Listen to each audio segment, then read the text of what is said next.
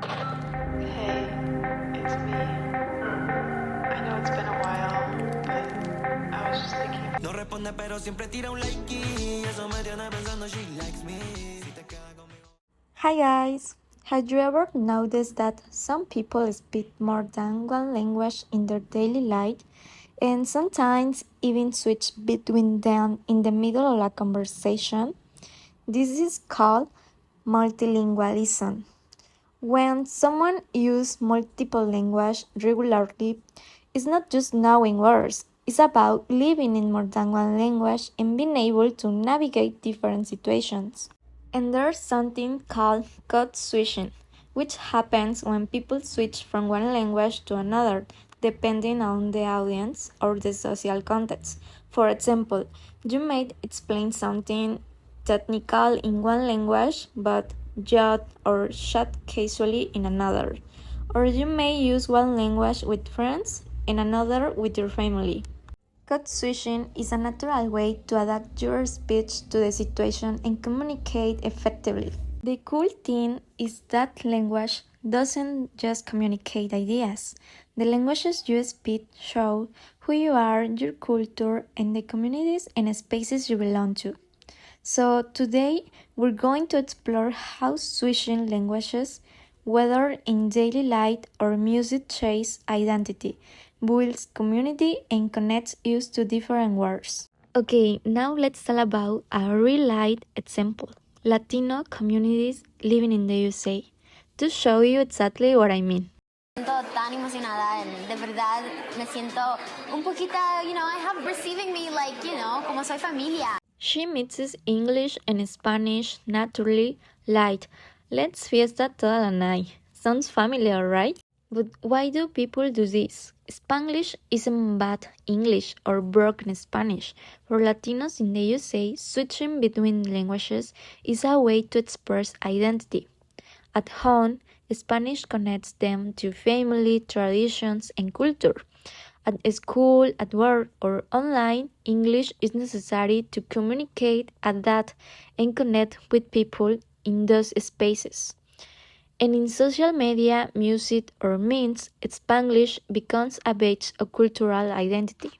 For many Latinos, switching between languages isn't confusion. It's survival, it's showing I am both, I belong to two worlds, and honestly, that's powerful. Speaking more than one language can feel both empowering and complicated. On the one hand, it gets you close to your roots, your family, and your culture. On the other hand, it gives you access to opportunities like education or jobs. But yes, sometimes it can feel like you're divided between two worlds. Okay, now let me ask you something. Do you think code switching is a sign of losing a language or is it creativity? Personally, I see it as a creativity. Switching between languages is not about forgetting one, but about keeping both alive. It's like showing two identities at the same time. It proves how flexible language is and how people can adapt while still staying connected to their culture. And of course, geography plays a big role here. Where you live, migrate, or even the borders you cross all influence the way you speak.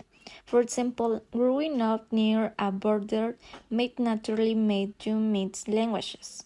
Living in a big multicultural city pushes you to use more than one language daily. So, language isn't just about grammar, it's about the space you navigate, the journeys your community has taken, and the culture that surrounds you.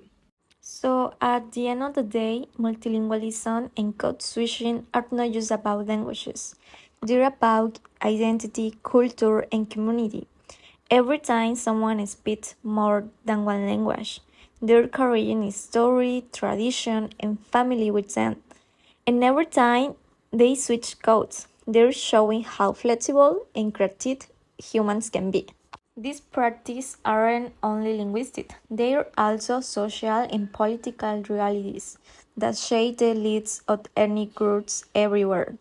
They influence how people connect with others and how they move through spaces and how they imagine their future. Multilingualism is more than just communication. It's a way of living in between worlds and proving that diversity is a source of strength. And honestly, that's something worth celebrating. Okay, guys, that's it for today's episode. Thanks for watching me and for letting me share these ideas with you.